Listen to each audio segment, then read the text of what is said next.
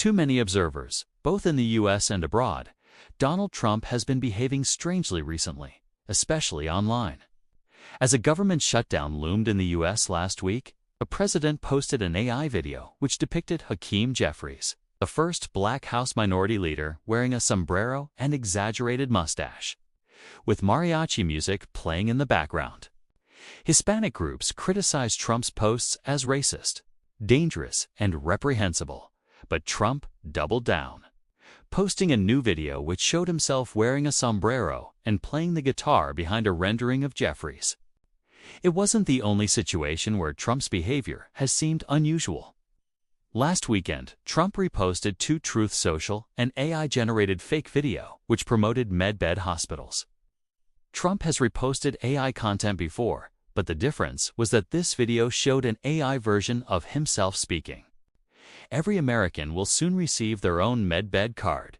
The AI rendering of Trump, apparently seated in the Oval Office, said, "With it, you'll have guaranteed access to our new hospitals led by the top doctors in the nation, equipped with the most advanced technology in the world." Setting aside the fact that the idea of medbeds is a right-wing conspiracy theory, one version of the theory posits that the government and/or a group of wealthy Americans have access to medical bed-like devices that can cure almost every illness. But are withholding the technology? Trump's post prompted a number of questions. Did Trump, 79, believe that the video really showed him announcing medbed hospitals? Does the president think he gave a speech about medbeds at the White House? Does he believe that his government is about to send medbed cards to every U.S. citizen? The post was ultimately deleted, but it remains baffling. And the White House's response did little to allay the confusion. I think the president saw the video and posted it, and then took it down.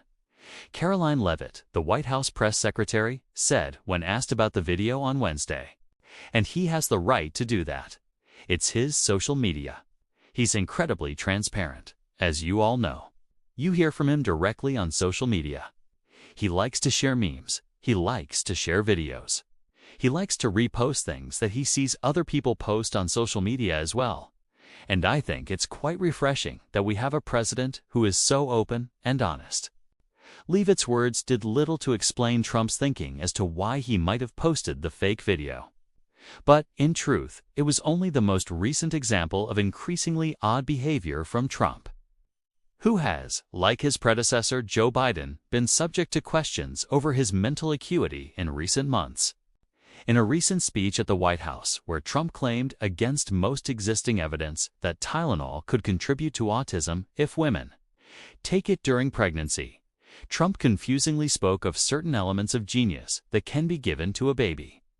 Announcing that 13 grants would be awarded to investigate autism, Trump added, "They have to move quickly. They, when the alternative is that nothing bad can happen, let's do it now." I was just saying to Bobby Health Secretary Robert F. Kennedy Jr. and the group, let's do it now. Nothing bad can happen. It can only good happen. A week earlier, during a press conference with British Prime Minister Keir Starmer, Trump confused Albania with Armenia when discussing a peace deal struck between Armenia and Azerbaijan, a mistake Trump also made during an appearance on Fox News. Back in the social media world, on Sunday, Trump wrote on Truth Social that he had been briefed on a shooting at a Mormon church in Michigan, which killed 4 people. "The Trump administration will keep the public posted, as we always do," Trump wrote. He did indeed post again. But it was not an update on the still unfolding tragedy in Michigan. Instead, 3 hours later, he shared a video which showed an array of gold fixtures and fittings. Some of the highest quality 24-karat gold used in the Oval Office and Cabinet Room of the White House.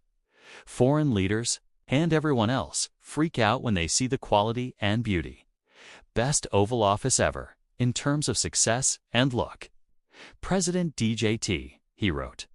He did not comment again that day on the Michigan shooting, although he did complain about the new NFL kickoff rule. Setting aside Trump's confusing online behavior, the president's in-person appearances have also become odd. On Tuesday, Trump summoned the country's top military commanders to a meeting in Virginia. Addressing the top military brass, Trump, sounding drained, touted his alleged successes and lauded the U.S. bombing of an Iran nuclear facility, something which may have violated international law, before saying, "America is respected again as a country. We were not respected with Biden. They looked at him falling downstairs every day. Every day, the guy's falling downstairs." Trump continued, "I said, it's not our president. We can't have it. I'm very careful, when I walk downstairs, for like I'm on stairs. Like these stairs, I walk very slowly. Nobody has to set a record. Just try not to fall, because it doesn't work out well.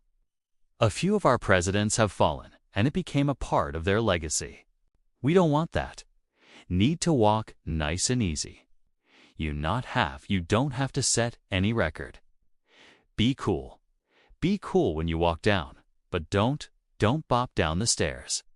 That's the one thing with Obama. I had zero respect for him as a president. But he would bop down those stairs. I've never seen bop, bop, bop. He'd go down the stairs, wouldn't hold on. I said, "It's great. I don't want to do it. I guess I could do it, but eventually bad things are going to happen, and it only takes once."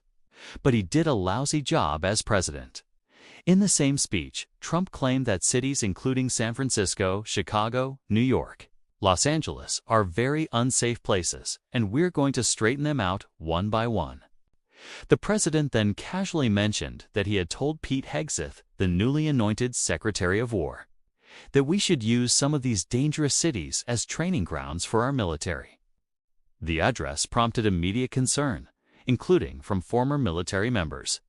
Barry McCaffrey, a retired general, told MSNBC that Trump's performance was one of the most bizarre, unsettling events I've ever encountered.